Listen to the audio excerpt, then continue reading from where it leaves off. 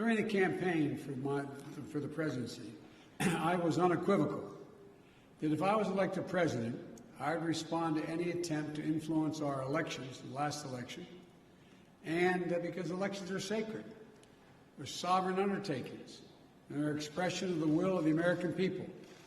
And we cannot allow a foreign power to interfere in our democratic process with impunity. And I told them if it turned out that as I thought, that there was engagement in our elections, that I'd respond. Later, during the transition, as we learned more about the SolarWinds cyber intrusion, I made clear that I would respond once we determined who had, in fact, conducted a hack on the scope and scale that occurred.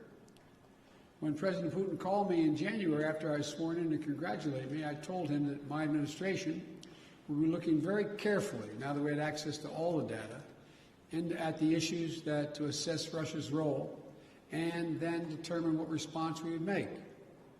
When we spoke again this week, I told him that we would shortly be responding in a measured and a proportionate way because we had concluded that they had interfered in the election and SolarWinds was totally inappropriate.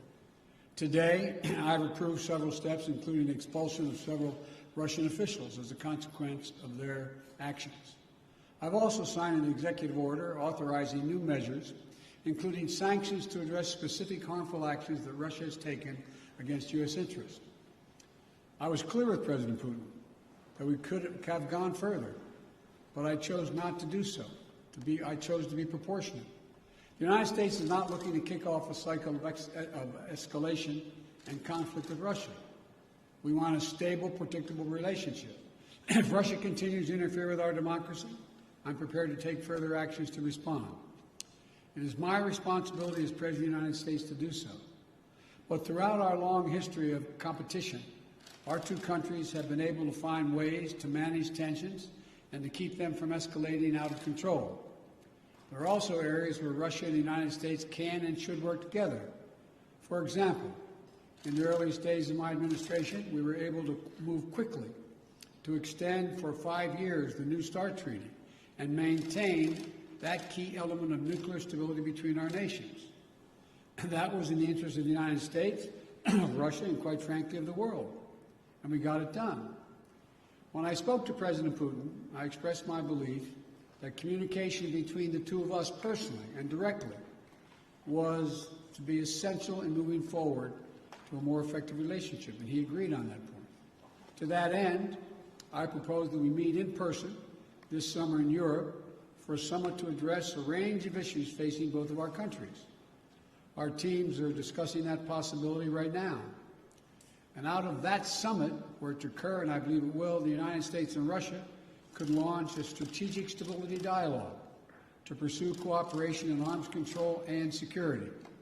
We can address critical global challenges that require Russia and the United States to work together, including reining in nuclear threats from Iran and North Korea, ending this pandemic globally, and meeting the existential crisis of climate change. I also made clear to President Putin that the United States is unwavering in our support of our allies and partners in Europe.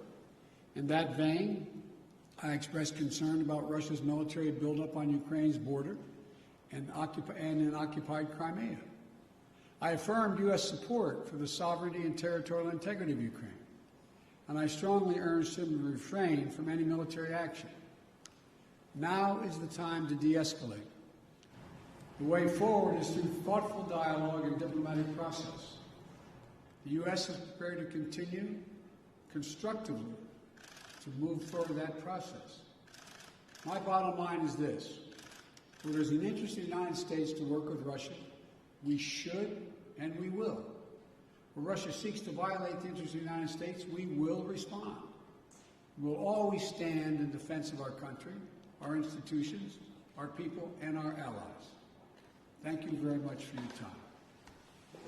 Did President Putin give you any indication in that call that he's willing to change his behavior? We indicated we would talk about it. I laid out, as I said, very simply.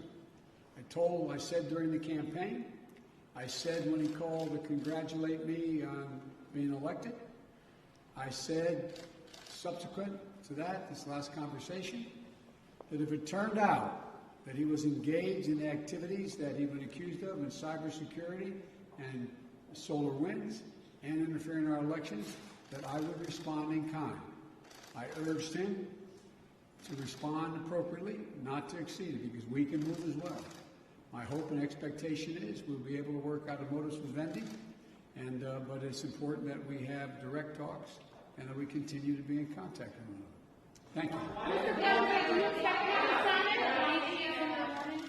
Pardon me? Why not Nord Stream? Why didn't you go with the sanctions on Nord Stream 2, Mr. President? Nord Stream 2 is a complicated issue affecting our allies in Europe. I've been opposed to Nord Stream 2 for a long time, from the beginning, when I was out of office, and even before office, before I left office as vice president. But that still is an issue that is in play. Thank you very much.